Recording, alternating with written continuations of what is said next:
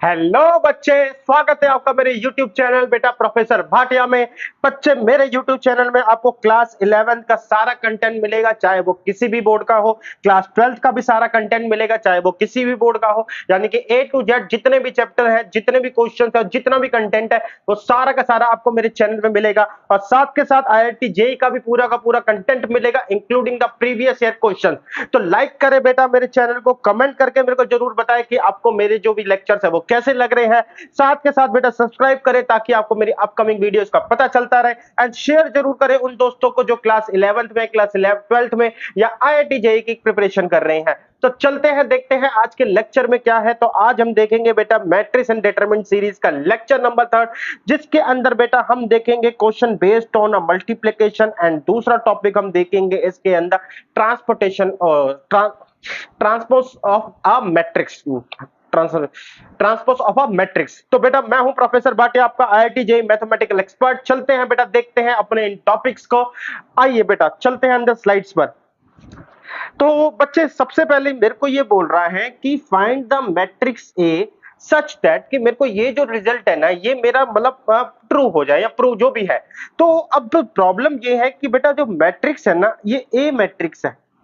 अब मैट्रिक्स का मैंने आपको बताया था कि मैट्रिक्स का एक ऑर्डर होता है, इसकी रूपरेखा जो इसका स्ट्रक्चर बताती है। क्योंकि मैट्रिक्स एक नंबर नहीं है कि लिख दिया बस सिंपल काम खत्म। इसके अंदर स्क्वायर ब्रैकेट होंगे। अब प्रॉब्लम ये है बेटा कि मेरे को यहाँ पे मैट्रिक्स पता ही नहीं है कि यहाँ पर ए है क्या। तो मैं क्या करूं मैट्रिक्स के लिए? तो सबसे पहला मेरा काम है ए के ऑर्डर को आइडेंटिफाई करना।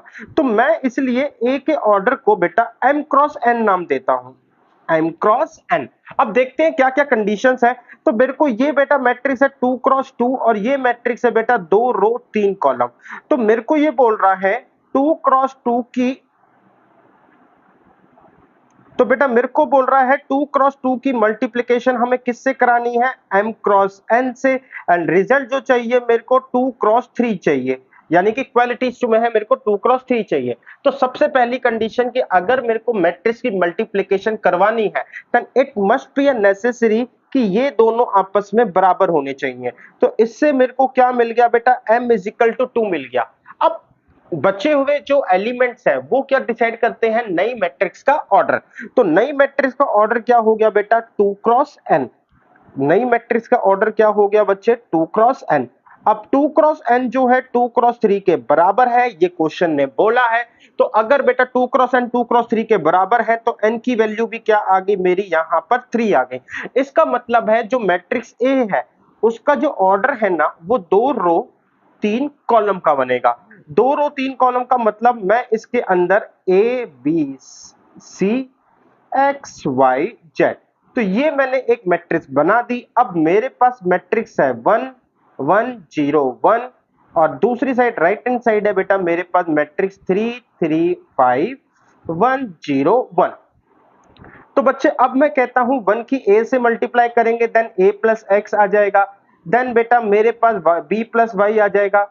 अब बच्चे मैंने जो मल्टीप्लिकेशन है वो आपको पिछली क्लास में समझाई थी, तो मैं इस वाली क्लास में मल्टीप्लिकेशन के उन पॉइंट्स पे जोर नहीं दे रहा, मैं यहाँ पे डायरेक्ट मल्टीप्लाई ही कर रहा हूँ। तो c प्लस जेड हो गया मेरे पास, एंड जीरो से आया तो यहाँ पे x हुआ, यहाँ पे y हुआ, यहाँ पे z हुआ, ये मैट्रिक्स बंद हुई, इज इक्वल टू बेटा ये रिजल्ट आया 3 3 5 1 0 1। कंपेयर करेंगे बेटा, अगर मैं लिखूंगा ऑन कंपेयरिंग, तो बच्चे x की वैल्यू मिल जाएगी 1, y की वैल्यू मिल जाएगी 0 एंड z की वैल्यू मिल जाएगी 1। साथ के साथ बेटा मुझे मिलेगा a plus x is equal to 3, b plus y is equal to 3 and c plus z is equal to 5, जिससे मेरे को बच्चे फर्दर एक वैल्यू मिलेगी। a की वैल्यू मिल जाएगी x की वैल्यू को हटा के 2, b की वैल्यू मिल जाएगी y की वैल्यू के साथ हटा के 3 एंड c की वैल्यू मिल जाएगी 4। तो बस अगर इस क्वेश्चन में बोला जाए तो नॉर्मल एक मल्टीप्लिकेशन है, फिर इक्वालिटीज का कॉन्सेप्ट लग रहा है, बट जो मेन इंपॉर्टेंट चीज है बेटा वो है कि ए को आइडेंटिफाई करना। आगे मैंने और भी ऐसे क्वेश्चन रखे हैं जहां पे हमें ए को आइडेंटिफाई करना होता है। तो चलिए देखते हैं। अब की बार बेटा क्वेश्चन पूरा सॉल्व नहीं करेंगे क्योंकि ये आपकी रेंज में आ चुका है। तो चलते हैं बेटा, देखते हैं कि इस बार भी मेरे को ए क्या है। तो मैंने कहा यार मेरे को तो ए नहीं पता, तो ए नहीं पता तो बच्चे m क्रॉस n ले लिया। अब मेरे पास m क्रॉस n, इस वाले की मल्टीप्लिकेशन हमें किससे करनी है बेटा, 2 रो 3 कॉलम से, और जो रिजल्ट आएगा बच्चे वो भी क्या है आपका, वो रिजल्ट भी 2 क्रॉस 3 का है। तो सबसे पहले मेरी कंडीशन यही है कि n किसके बराबर होना चाहिए, 2 के बराबर होना चाहिए, तो n को 2 के बराबर करा। दूसरी कंडीशन है बेटा m किसके बराबर होना चाहिए, m 3 के बराबर होना चाहिए, ओ सॉरी। तो बेटा नया ऑर्डर जो आएगा वो m क्रॉस 3 के बराबर होगा, m cross 3 is equal to 2 cross 3। अब m क्रॉस 3 2 क्रॉस 3 के बराबर है, तो m की वैल्यू कितनी आ गई बच्चे, आपकी m की वैल्यू आ गई 2। तो बच्चे मेरे पास जो मैट्रिक्स है उसका ऑर्डर क्या आया, 2 क्रॉस 2। तो आगे आप खुद सॉल्व कर सकते हैं, यानी कि आपको जो ए मैट्रिक्स बनानी है आप कुछ ऐसे बना सकते हैं, ए बी सी डी। अब मल्टीप्लाई करिए बेटा, कम इक्वेट करिए, आपका काम इजी है, क्वेश्चन आपकी रेंज में है। एक और क्वेश्चन देखते हैं बेटा, इस बार बेटा आपको फिर से ए ही निकालना है। अच्छा क्वेश्चन अच्छा है क्योंकि एनसीईआरटी एग्जाम्पलर का है। तो अब बात करते हैं बच्चे कि क्या ये है या सिंपल है कि क्या ए आएगा। आप वीडियो को बेटा एक मतलब क्वेश्चन को 1 मिनट के लिए देखिए, आइडेंटिफाई करिए। तो देखो बेटा बच्चे, मेरे को नहीं पता तो मैंने क्या करा, यहां पे m क्रॉस n लिया। अब मेरे पास ऑर्डर क्या हुआ, मेरे पास ऑर्डर आया 3 रो 1 कॉलम, इसको ब्रैकेट में करा बंद, इसकी मल्टीप्लिकेशन हो रही है m क्रॉस n से, इसको भी ब्रैकेट में करा बंद। इक्वेट करने के बाद मेरे को आ रहा है 3 क्रॉस 3। तो इजीली मैं ये कह सकता हूं कि 1 और m जो है आपस में बराबर होना चाहिए, यानी कि m इज इक्वल टू 1। आगे मैं ये कह सकता हूं कि बेटा 3 और n जो है मेरे को नई मैट्रिक्स का जन्म देंगे, यानी कि जो नई मैट्रिक्स होगी वो 3 क्रॉस n होगी। रिजल्टिंग फिगर मेरे को 3 क्रॉस 3 चाहिए। तो मैं यहां से कह सकता हूं कि बेटा मेरे को n की वैल्यू क्या मिलेगी, 3 मिलेगी। तो इसका मतलब है बच्चे m मिल गया, मेरे को n मिल गया। अब मैं क्या कर सकता हूं, मैं ये बोल सकता हूं कि जो मेरी मैट्रिक्स मिलेगी वो क्या है, 1 रो 3 कॉलम की बनेगी। यानी कि बच्चे अगर मैं अपनी मैट्रिक्स को बनाऊं तो x y एंड z, ये 3 चीजें मैं आपको x y z के थ्रू एक्सप्लेन कर सकता हूं। आगे चलते हैं बेटा, एक चीज और देखते हैं, a है b है, then find the non-zero matrix C such that AC and BC ऐसा रिजल्ट आ जाए। तो दोनों ही कंडीशन में C प्रेजेंट नहीं है, तो C का मैंने क्या बोला, M क्रॉस N। अब बच्चे A की मेरे पास है, A क्या है बेटा, 1 रो 2 कॉलम, इसको ब्रैकेट में करते हैं बंद। दूसरा है बेटा C क्या है बच्चे मेरे पास, M क्रॉस N। ये इक्वेट होगा बच्चे, इसको फिर से करते हैं, 1 रो 2 कॉलम,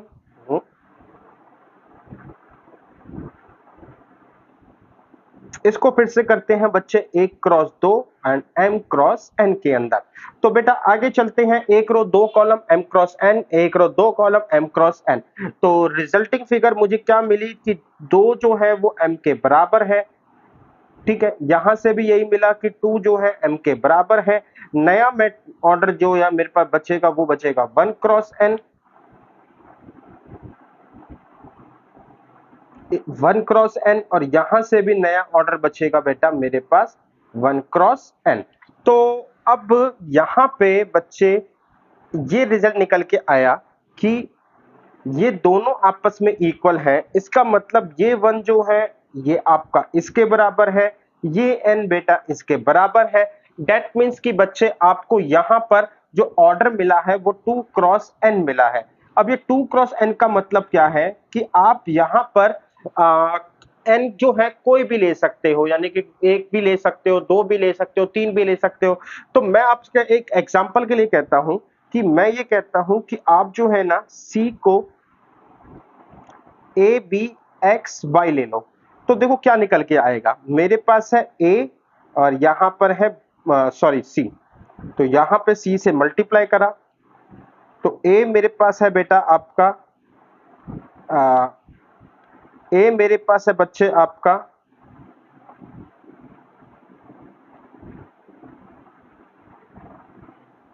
A मेरे पास है बेटा 3 5 एंड C मेरे पास है बच्चे आपका C जो है A B एक्स वाई है।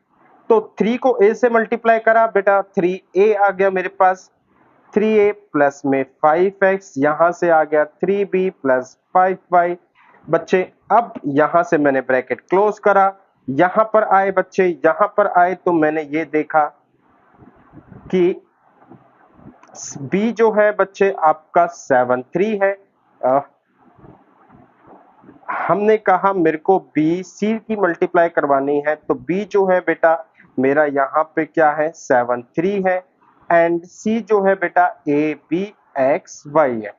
तो मेरे पास आ गया बच्चे, ब्रैकेट बंद कर देंगे, ब्रैकेट बंद करके हमारे पास आएगा 7a प्लस में 3x 7b प्लस में 3y। तो बेटा अब इसको इक्वेट कर देंगे, इक्वेट करके जो भी आंसर आएगा वही हमारा एक रिजल्टिंग फिगर होगा। तो चलते हैं बच्चे आगे देखते हैं। अच्छा मेरे ख्याल से एक रिलेशन ही आएगा और कुछ नहीं आएगा, तो चलते हैं बेटा आगे एक और एग्जांपल देखते हैं। इस बार बच्चे मेरे को ये बोल रहा है कि ये जो सारा है ना तामझाम ये ए है। अब ए है तो बच्चे इसका ऑर्डर क्या है, इसका ऑर्डर है 1 रो 3 कॉलम, इसका ऑर्डर है 3 रो 3 कॉलम, इसका ऑर्डर है 3 रो 1 कॉलम। तो अब जब मैं इन दोनों की मल्टीप्लाई करूंगा, मैं ये देख रहा हूं कि हाँ मैट्रिक्स मल्टीप्लिकेशन पॉसिबल है। तो नया ऑर्डर क्या आएगा बच्चे आपका 1 क्रॉस 3 आपका नया ऑर्डर हो जाएगा। तो मैं एक रफ मैट्रिक्स डिजाइन करूं जिसमें 1 रो 3 कॉलम होंगे, तो मैंने कहा A11 A12 A13, जिसमें A11 क्या आ जाएगा 2 की -1 2 से करेंगे तो बच्चे आ जाएगा आपका 2 की -1 से करेंगे तो -2, आगे -1 की -1 से करेंगे, 3 की 0 से करेंगे तो 0 रहेगा, तो -3। A12 क्या हो जाएगा बच्चे आपका फर्स्ट रो की सेकंड कॉलम से 2 0 से 1 का 1 से 3 का 3 से, तो 1 + 3 यानी कि 4। और A13 मेरे पास क्या आ जाएगा बच्चे 2 का -1 से -2, ये प्लस में 0 प्लस में 3, तो ये हो गया मेरे पास 1।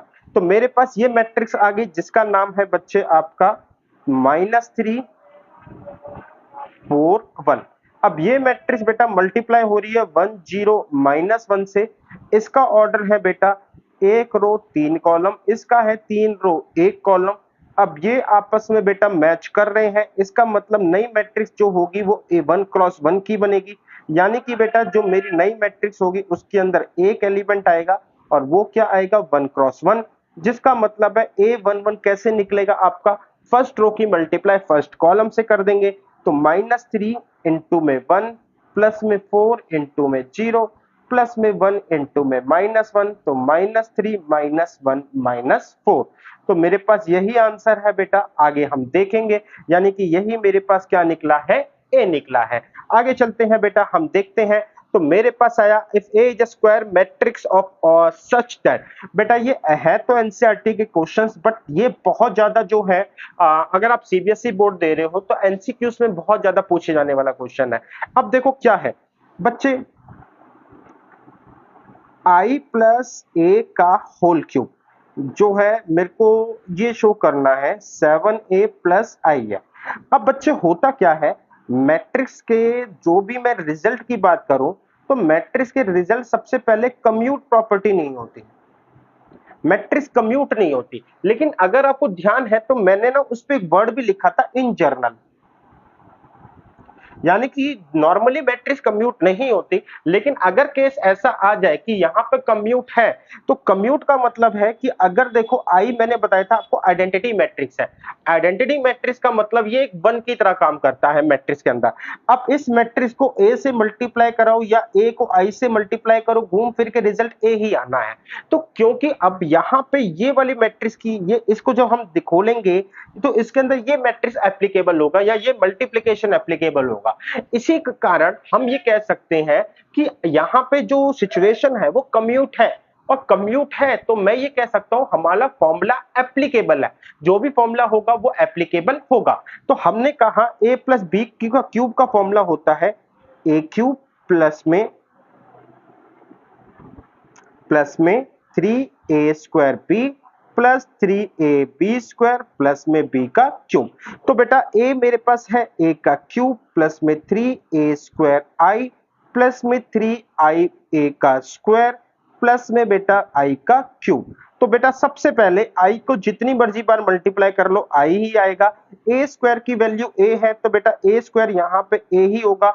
अब ए की मल्टीप्लाई आप आई से करोगे तो रिजल्ट क्या आएगा बेटा, आपका ए ही आएगा। तो ये हो गया मेरे पास 3a। ए स्क्वायर की वैल्यू आप 3i स्क्वायर होना चाहिए था बेटा, ठीक है मैंने गलती लिख दिया बेटा फॉर्मूला।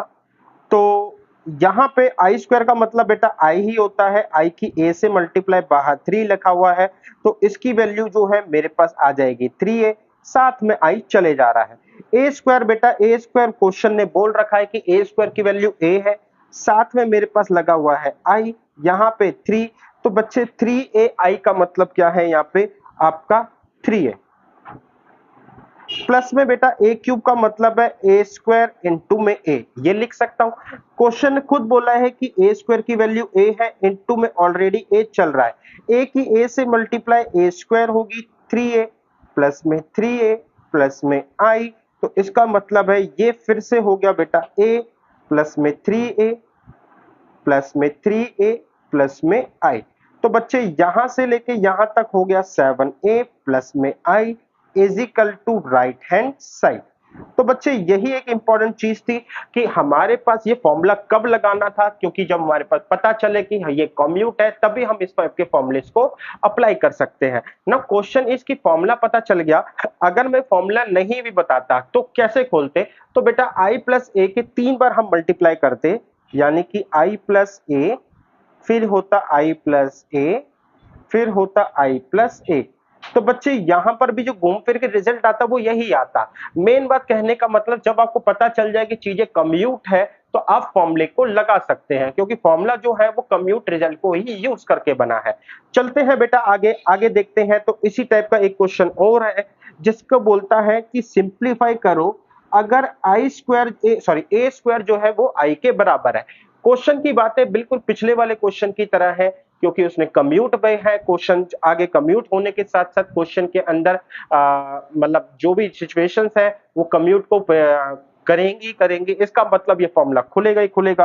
तो फॉर्मूला खुलेगा तो बेटा यहाँ पे आ जाएगा ए स्क्वायर, फॉर्मूला खुलेगा तो बेटा ये आ जाएगा ए क्यूब प्लस में 3a स्क्वायर आई प्लस में 3a आई स्क्वायर प्लस में आई का क्यूब।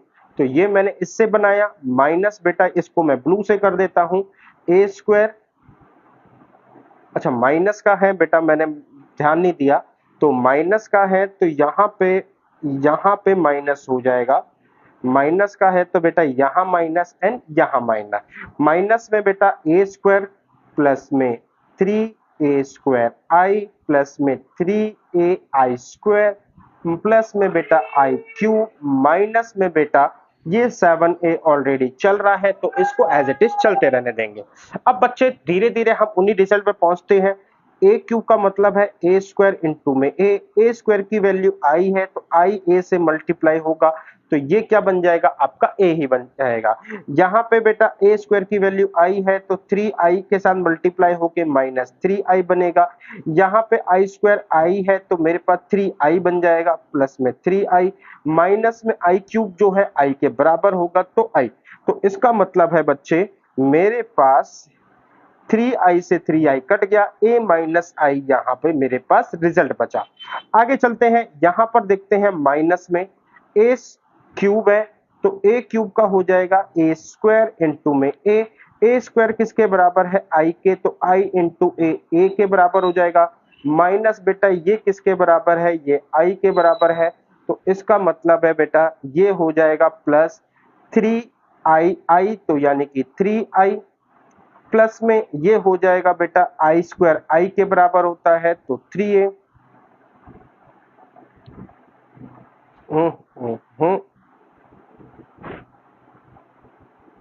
यहाँ पे बच्चे मेरे पास आना चाहिए था 3a, तो 3a स्क्वायर का हो गया आई तो 3i तो 3i 3a I cube a 3a and plus में बेटा आपका यहाँ पर आया आई cube.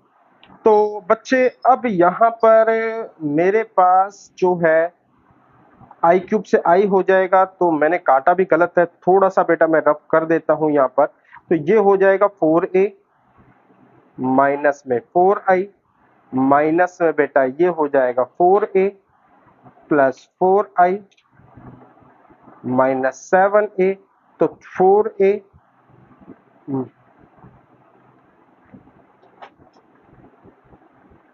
4a minus 4i minus 4a minus 4i minus 7a।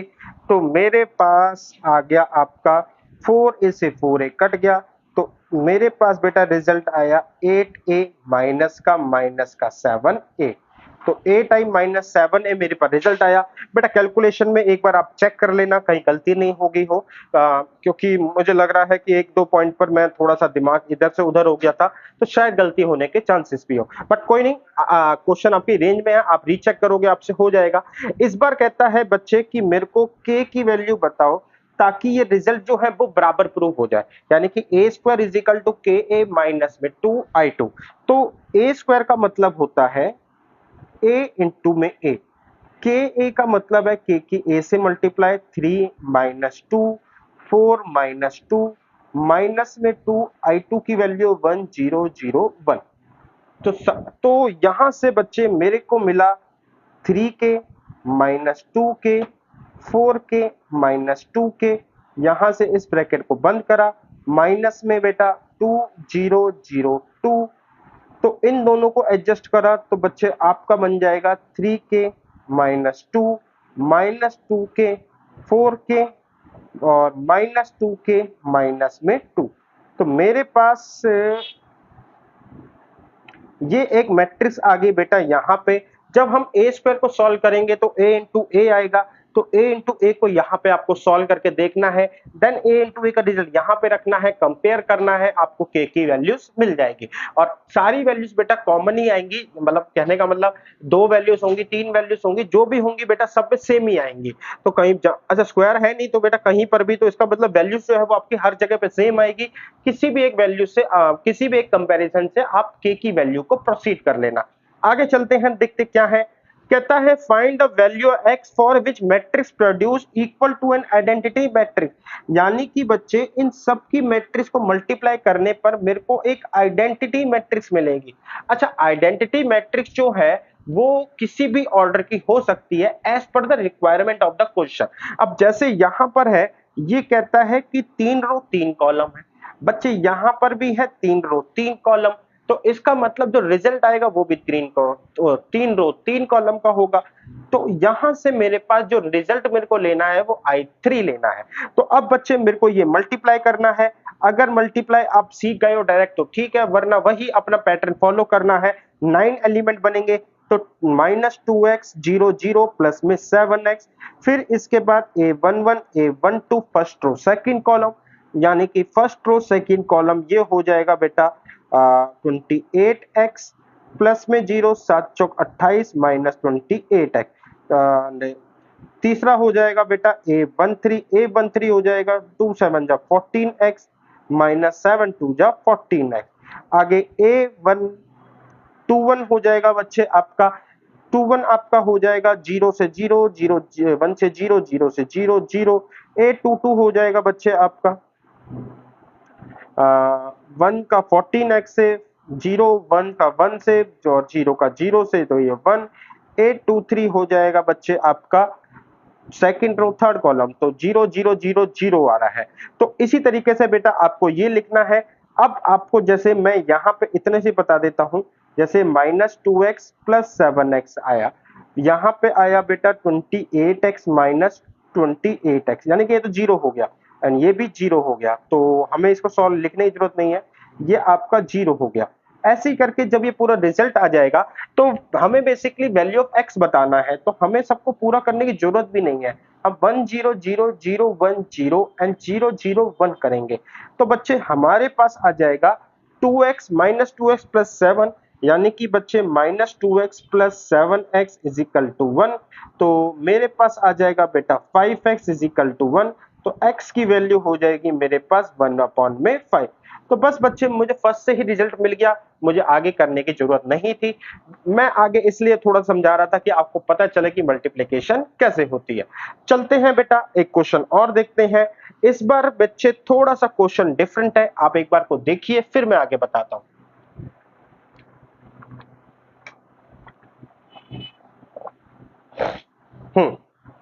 कह रहा है बच्चे मेरे पास एक ए है,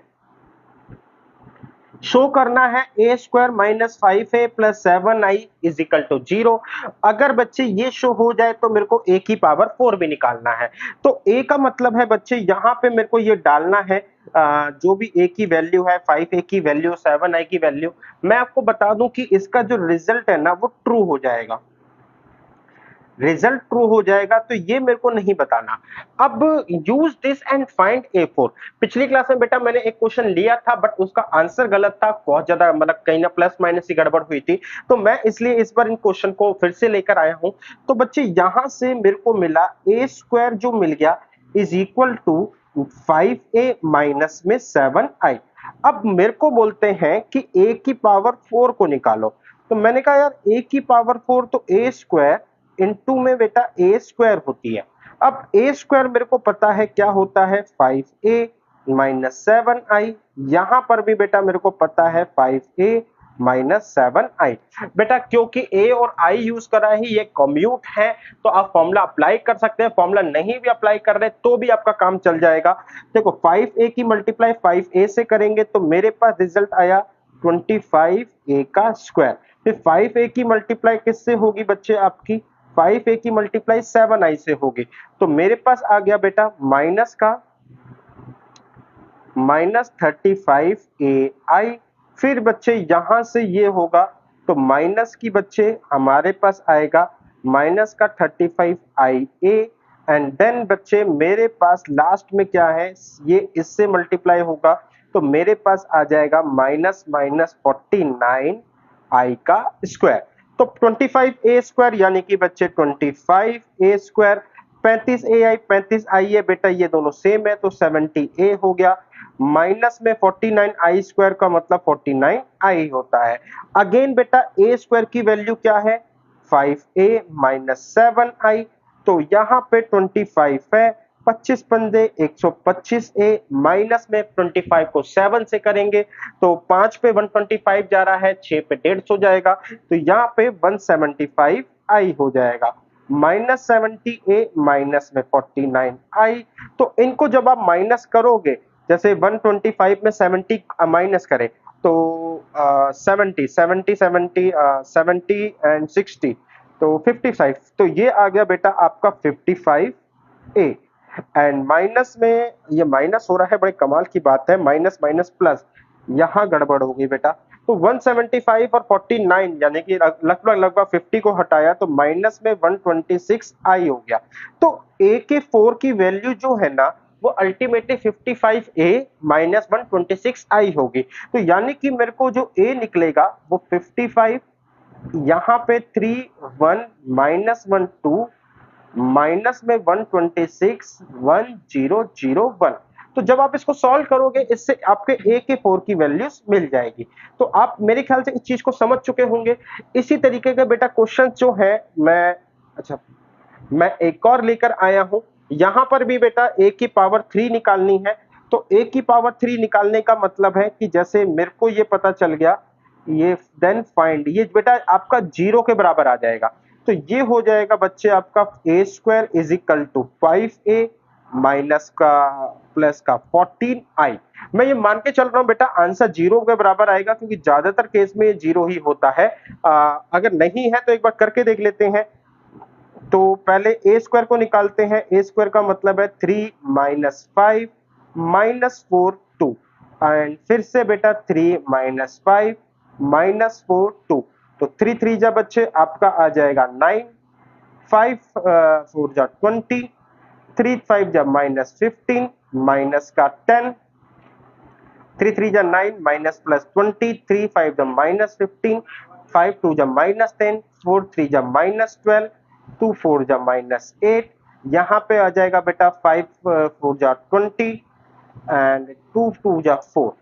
तो रिजल्टिंग है बेटा आपकी 29 -25 -20 एंड 24।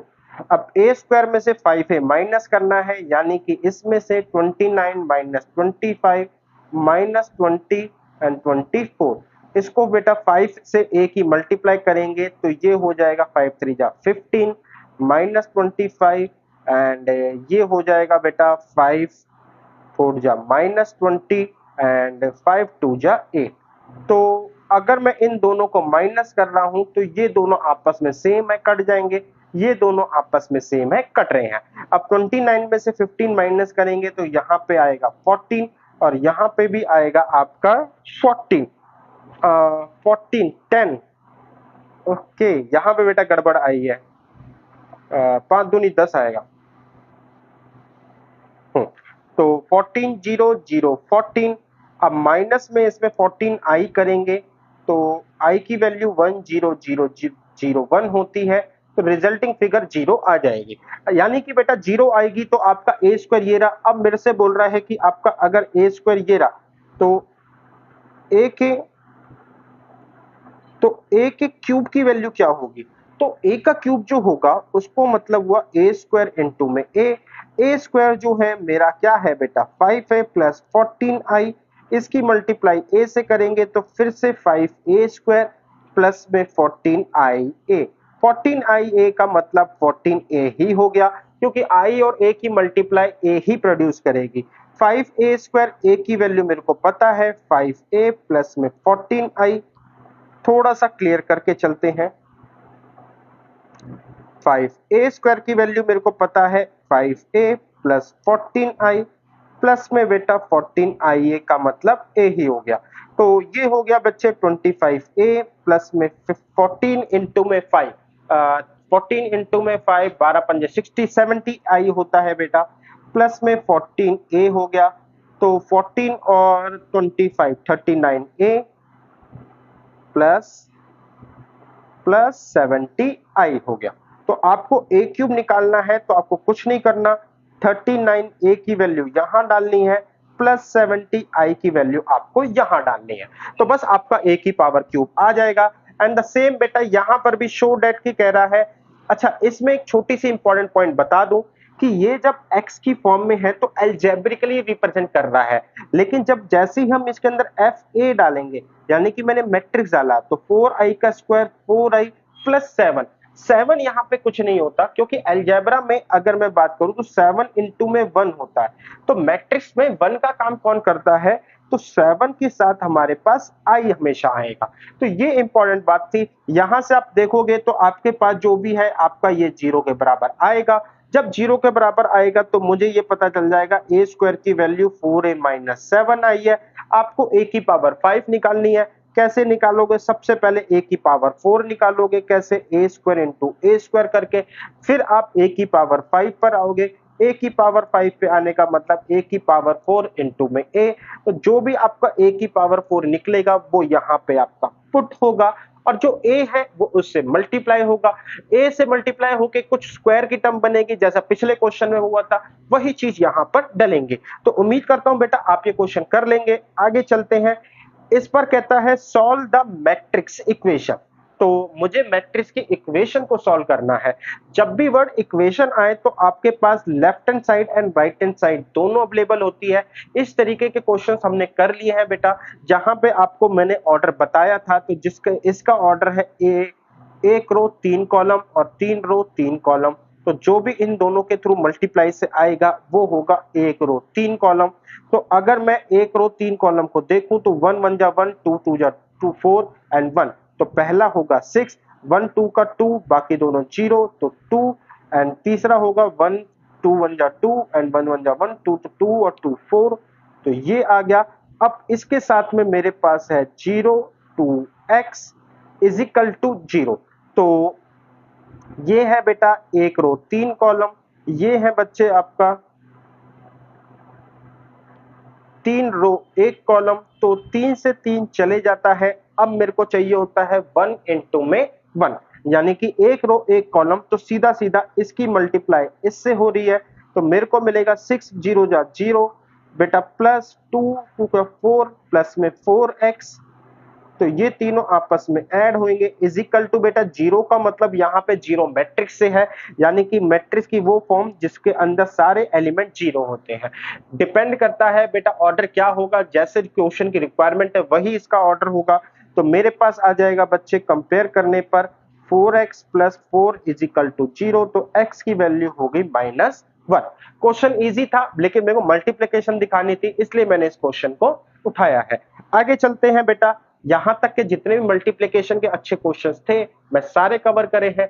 एक अब आगे जो हम अपना टॉपिक लेंगे वो है ट्रांसपोज ऑफ अ मैट्रिक्स के लिए। पढ़िए बेटा डेफिनेशन क्या कहती है।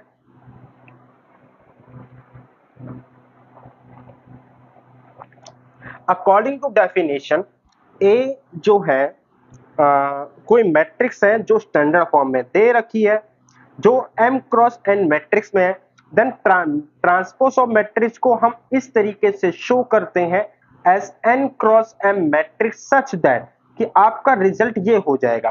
क्या मतलब है, कहता है कि जो मैट्रिक्स है A वो आपका अगर ये एलिमेंट है तो जब आप A का ट्रांसपोज करते हैं तो होगा क्या, ये जो अच्छा m क्रॉस n इसका ऑर्डर है, तो ये कह रहा है कि आपका ऑर्डर चेंज हो जाएगा, n क्रॉस m हो जाएगा और अंदर के जो एलिमेंट एड्रेस है वो भी इंटरचेंज हो जाएंगे। इसका मतलब है जैसे सपोज कर लो मेरे पास एक मैट्रिक्स है जिसमें मैं a11 a12 a13 कर रहा हूं, दूसरा है a21 a22 एंड a23, ये एलिमेंट है। तो जब मैं इसको ट्रांसपोज करूंगा, जब मैं बोल रहा हूं कि ए के ट्रांसपोज करूंगा, तो ट्रांसपोज करने पर ये जो 1 2 के जगह पे जैसे 2 1 है, 2 1 किस जगह पे चले जाएगा, ये 2 1 चले जाएगा बच्चे आपका 1 2 की जगह पर, तो यहां पे आ जाएगा आपका a21। अच्छा सिमिलरली a22 a22 के आपस में इंटरचेंज करोगे तो कोई फर्क नहीं पड़ेगा, तो a22 आपका यहीं पड़ेगा। आगे a23 23 को इंटरचेंज करेंगे तो ये सॉरी हाँ, ओहो मैंने यहाँ पे गलत बनाया बेटा बच्चे, मैंने थोड़ी सी गलती करी, मैंने ऑर्डर को पहले देखना चाहिए था। तो ऑर्डर है बेटा इसका 2 रो 3 कॉलम, तो जब हम बनाएंगे तो मेरे पास आ जाएगा 3 रो 2 कॉलम, तो मेरे पास मैट्रिक्स बनेगी 3 रो 2 कॉलम की। तो a21 आ जाएगा a12 की जगह पर, तो यानी कि a12 a22 यहीं पे रहेगा, तो a22 को हम यहीं पे रहने देते हैं। a23 जो है वो कहां पे आ जाएगा बच्चे, a23 आ जाएगा आपका A23 आ जाएगा A32 की जगह पर, तो A32 का मतलब A23 आपका यहां पर आ जाएगा। अब यहां पे आपका A11 एज इट इज रहेगा, A12 आ जाएगा A21 की जगह पर एंड A13 आ जाएगा 31 की जगह पर, तो ये 13 हुआ। तो अगर आप देखो तो हुआ क्या, पूरी की पूरी रो जो है पूरी की पूरी कॉलम बन गई, ये भी पूरी की पूरी रो पूरी की पूरी कॉलम बन गई। तो इसलिए ये हो गई आपकी टेक्निकल डेफिनेशन। तो इसलिए हम जब भी ट्रांसपोज को बोलते हैं तो हम ये बोल देते हैं कि रो को कॉलम में कन्वर्ट कर दो, आपका ट्रांसपोज हो गया। तो क्या है हाँ ये रहा, देन ए का transpose is obtaining from by changing its row into में कॉलम एंड कॉलम इनटू में रो। जैसे कि बेटा यहाँ पे ए मैट्रिक्स दे रखी है, तो यहाँ पे 1 2 3 है, तो 1 2 3 यहाँ पर आया, फिर मेरे पास 2 3 2 है तो 2 3 2 यहाँ आया, फिर मेरे पास 3 4 1 है तो 3 4 1 ऐसे हो गया, फिर मेरे पास 4 1 4 है तो 4 1 4 आपका ऐसे हो गया। तो इसका मतलब जो भी बेटा कॉलम वाइज थी उसको रो वाइज चेंज कर दिया, काम खत्म। ठीक है, आगे बढ़ते हैं बेटा, मैं इसी के ऊपर एक क्वेश्चन करके दिखाता हूं। जैसे मेरे को बोलता है 1 2 3 4 इसका ट्रांसपोज करो, तो मैंने कहा बहुत सिंपल है बेटा, 1 3 सॉरी 1 3 यहाँ पे आपका आ जाएगा 2 2 एंड 4। एक क्वेश्चन और लेते हैं बच्चे जिसमें मैंने लिया a इज इक्वल टू 1 2 3, तो बच्चे जब इसका ट्रांसपोज करेंगे तो ये हो जाएगा आपका 1 2 3। एक और क्वेश्चन लेता हूं, a इज इक्वल टू में 2 3 4 1 2 6, तो ये हो जाएगा बच्चे a का ट्रांसपोज इक्वल टू 2 3 4 1 2 6। तो आप देख पा रहे हैं कि मैं जो टेक्निकल डेफिनेशन थी उससे हटके सिंपल रो को कॉलम में ही चेंज कर रहा हूं। आपका जो भी डिटरमिनेंट्स जो ट्रांसपोज है वो आपका हो गया। तो मुझे नहीं लगता कि इसके ऊपर बेटा बहुत कुछ डिस्कशन की जरूरत है, आप ये बात समझ चुके होंगे इतने एग्जांपल्स के थ्रू। एक पीछे भी लिया, एक करके भी दिखाया। आगे चलते हैं बेटा, हमारे पास नेक्स्ट है इसकी प्रॉपर्टीज। देखिए प्रॉपर्टीज क्या कहती है।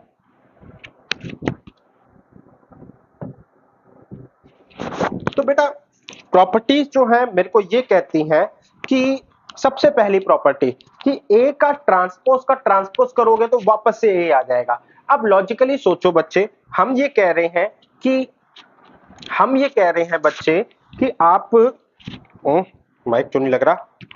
हाँ, अब लॉजिकली इस तरीके से देखिए बेटा, हम क्या कह रहे हैं, हम कह रहे हैं कि ए के ट्रांसपोज का ट्रांसपोज करिए। अब ट्रांसपोज का मतलब होता है रो को कॉलम में चेंज करना, तो ट्रांसपोज का मतलब होता है रो को कॉलम में चेंज करना। अब रो को कॉलम में चेंज करा, फिर से कह रहा है कि अब जो कॉलम है उसे रो में चेंज कर दे दिया, तो यानी कि मैं ओरिजिनल फिगर पे वापस चला गया। अब जैसे ही मैं ओरिजिनल फिगर पे वापस गया, इसका मतलब है बच्चे कि मैं अपनी ओरिजिनल मैट्रिक्स के बराबर हो गया।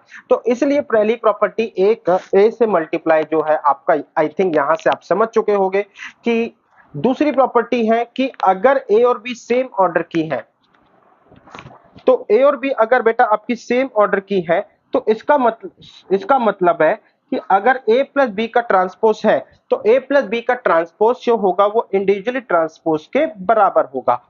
अगर किसी मैट्रिक्स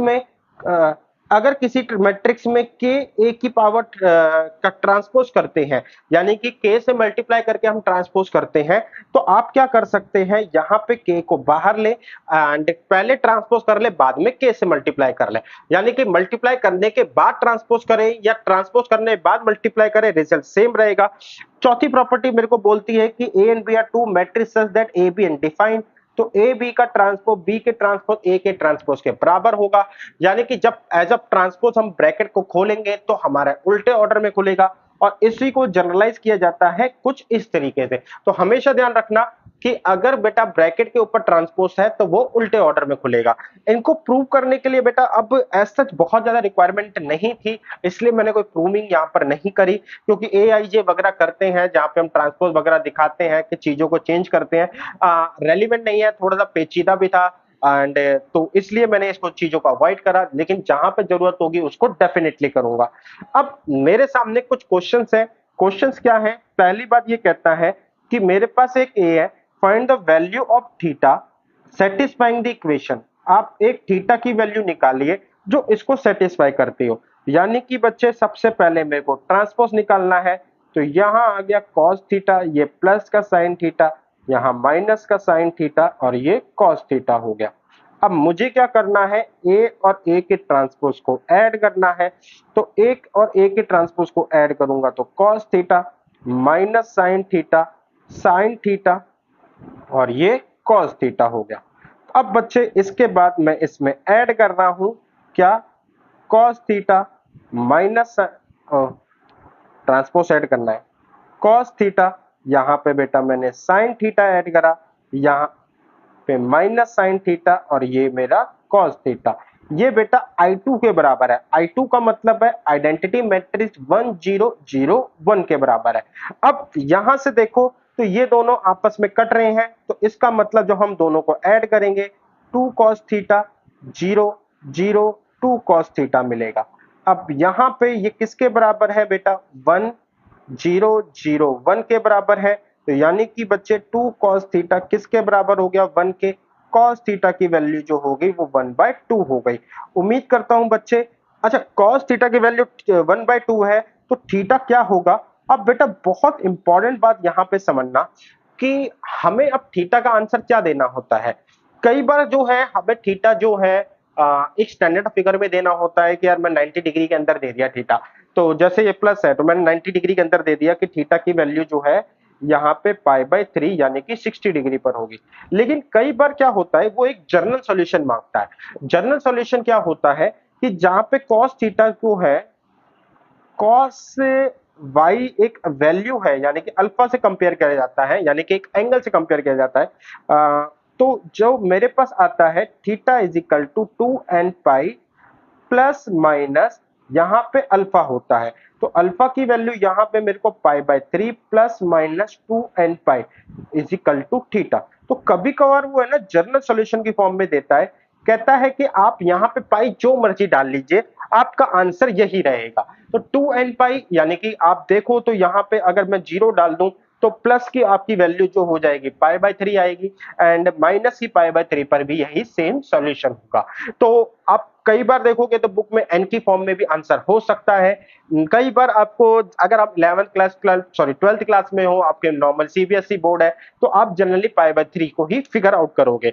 आगे चलते हैं बेटा, एक क्वेश्चन और लिया है, कहता है ए और ए का ट्रांसपोज है ना 9i की 3 है, तो ए और बी की वैल्यू बताओ। तो इसका ए का ट्रांसपोज करते हैं सबसे पहले, तो ये आ गया 1 2 2 2 ए 2 1 माइनस 1 ए 2 बी। बेटा सिंपल है, रो और कॉलम को इंटरचेंज करा। अब बच्चे मैंने गलती कर दी, मेरे को इसको साथ में लिख देता, 1 2 2 2 1 माइनस 2 ए 2 बी। अब यहां से चलते हैं तो 1 2 ए 2 1 2 2 माइनस 2 बी। हाँ, तो अब बच्चे यहां से चलते हैं, तो मैंने कहा इसकी मल्टीप्लाई इससे होगी, तो यहां तक तो आपको बात समझ में आ चुकी होगी कि 3 क्रॉस 3 का बनेगा। तो मैं जो है सीधा एक रिजल्ट पे चलता हूं, 1 1 जा 1 2 2 जा 4 2 2 जा 4 4 और 4 8 और यहाँ पे आया 9। दूसरे वाले में चलते हैं 1 2 2 2 1 की मल्टीप्लाई, दूसरे वाले में चलते हैं बेटा, 1 की मल्टीप्लाई 2 से, 2 की मल्टीप्लाई 2 से 4 4 एंड माइनस 4, ये हो जाएगा आपका 0। तो ऑब्वियस सी बात है ये वाली भी 0 आएगी, नहीं आ रही। अच्छा ए और बी में है, तो 1 इंटू में a plus 2a plus 4 and plus 2b। तो बच्चे यहां से a प्लस ये आ गया a plus 4 plus 2b, and यहां से मेरे को इस ब्रैकेट को मैं जब भी बंद करूंगा देखी जाएगी कैसे ब्रैकेट को बंद करना है, and is equal to 9i। 9i का मतलब है 9 0 0 0 9 0 0 0 9। तो इसका मतलब मुझे एक इक्वेशन मिल गई बेटा, जो कि ये कह रही है कि ये दोनों आपस में 0 के बराबर है। एक और इक्वेशन को फाइंड करते हैं, यहां पे बेटा मैं इस वाले में चलता हूं, यहां पे आंसर आएगा। तो मेरे पास आया 2 और 2 नहीं है बेटा, यहां पर आंसर नहीं है। एंड इस पे चलते हैं 2a से, हाँ बेटा यहां आंसर है। तो मैं ये कहता हूं 2 की a से मल्टीप्लाई 2a, 1 की 2 से multiply plus 2 minus 2 minus 2b। तो मेरे पास दो इक्वेशन आ गई बेटा, क्या क्या आई, a plus 2b is equal to 0, दूसरा है 2a minus 2b is equal to plus 2 is equal to 0। आप इन दोनों इक्वेशन को सॉल्व करना, आपका ए और बी आ जाएगा। कहने का मतलब ये है कि मैंने सिर्फ और सिर्फ रेलिवेंट चीजों को उठाया है और कंपेयर कर दिया। एक और क्वेश्चन है, चलते हैं बेटा क्वेश्चन के अंदर।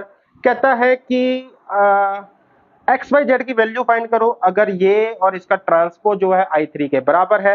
इसका मतलब है बेटा कोई ना जो मैट्रिक्स मल्टीप्लाई होगी वो किस बराबर होगी, वो 3 क्रॉस 3 के बराबर होगी। तो मैंने सबसे पहले यहाँ पे एक्स वाई माइनस जेड को उठाया, यहाँ पे एक्स माइनस वाई जेड को उठाया। अब यहाँ पे मैंने बनाया, ये हो गया एक्स वाई माइनस जेड, ये हो गया एक्स माइनस वाई जेड को लेके। तो बच्चे अब यहां से क्या हुआ, ये किसके बराबर है, i3 के बराबर है, तो 1 0 0 0 1 0 0 0 1। तो अब यहां से बेटा पहले x से x स्क्वायर आया, y से y स्क्वायर आया, minus minus plus z square आया, फिर आया x से x square minus y square minus z square. i3 में ये है बेटा 2 रो 3 कॉलम, एंड ये है 3 रो 2 कॉलम। तो बेटा आई थिंक यहाँ पे ना लिखने में गड़बड़ हो गई है मेरी, यहाँ पे i2 होना चाहिए था, तो कोई दिक्कत नहीं है, i2 भी होगा तो क्योंकि रिक्वायरमेंट मेरी I2 के जैसी ही है, तो यहां पे चलेंगे।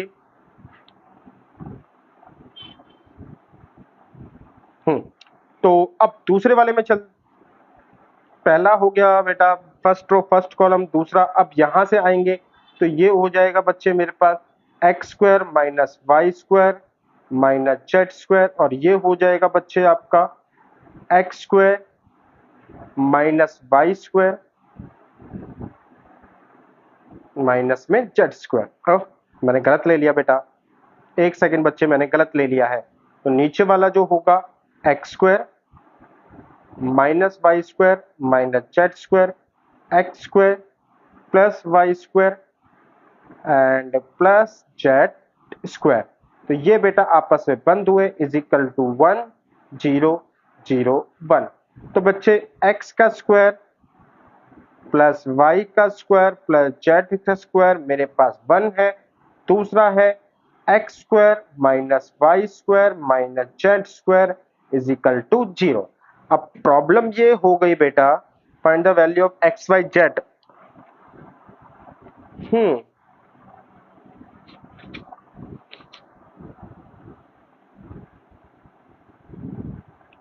Find the value of x y z. तो बेटा प्रॉब्लम ये हो गई थी, 3 वेरिएबल है नहीं। लेट्स सी बेटा, मेरे को क्वेश्चन को रीचेक करना पड़ेगा कि कहीं शायद कॉपी करने में मेरे को लग रहा है कि चीजें मिसिंग हुई हैं। तो ठीक है बेटा, इस वाले क्वेश्चन को मैं नेक्स्ट क्लास में कैरी लेके चलूंगा, कैरी फॉरवर्ड करूंगा। एंड इसके बाद बेटा क्वेश्चंस की संख्या हुई खत्म। तो बस बच्चे आज की क्लास में इतना ही है, बहुत ही जल्द मिलेंगे हम अपने नेक्स्ट लेक्चर में। अभी के लिए बेटा, फिलहाल के लिए थैंक यू।